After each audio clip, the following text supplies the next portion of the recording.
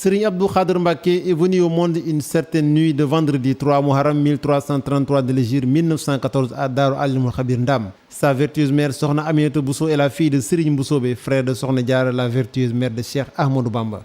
C'est Cheikh Ahmadou Bamba lui-même qui l'initia à l'apprentissage du Coran et lui confia à Serigne Dame Abdourahmane Lo. Puis Serigne Ibrahima Ndiaye saura féril de qui Serigne Abdoul Khadr a mémorisé très tôt le Coran. Ce fut ensuite pour se rendre à Guédé chez son oncle Serigne Mbacké Bousso, dans le but d'étudier les sciences religieuses qu'il complétera auprès de Serigne Mouhamadou Dem, un érudit incomparable à Diourbel. Durant près de 22 ans, il a occupé les fonctions d'imam, et ce depuis 1968, date du rappel à Dieu de Serigne Falilou Mbacké, deuxième khalife du mouridisme. C'est lui qui a régulièrement officié à la grande mosquée de Touba jusqu'à son rappel à Dieu. D'ailleurs, il est connu que toute sa vie durant, il n'a jamais manqué de prière à la grande mosquée que pendant son séjour en terre saoudienne pour les besoins du pèlerinage et la dernière semaine précédant son rappel à Dieu. Sur le plan du respect scrupuleux de la Sunna, les observateurs attestent qu'il marchait scrupuleusement sur les traces de son vénéré père. En effet, Serigne Abdoul Khadr avait une connaissance si extraordinairement approfondie des hadiths et de l'histoire de l'islam en général qu'en la matière était devenue une référence. Évidemment, la Sunna n'avait pas de secret pour lui. Il mettait un soin particulier à se conformer à ce modèle parfait.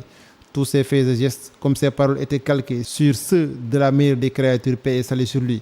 On était chez lui un regain de dynamisme frisant même l'euphorie à l'approche de l'heure de la prière qu'on le voyait alors s'apprêter avec la plus grande soigneuse minutie. Homme de grande générosité, Serigne Abdoul Khadr avait un sens très aigu de la famille, d'où la propension irrépressible qui le poussait toujours à chercher à répandre le bonheur autour de lui.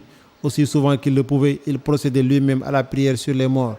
Cela était interprété très positivement par des populations qui y voyaient des preuves.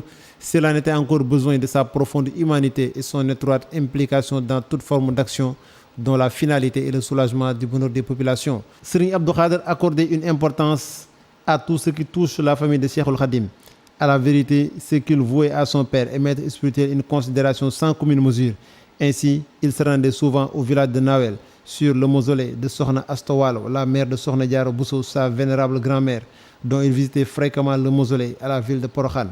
Il faisait de fréquentes visites de recueillement au sépulcre de Mame Maharam, un ancêtre du Cheikh, comme à Dekhli où repose Mame Mor Anta Sali, son grand-père paternel.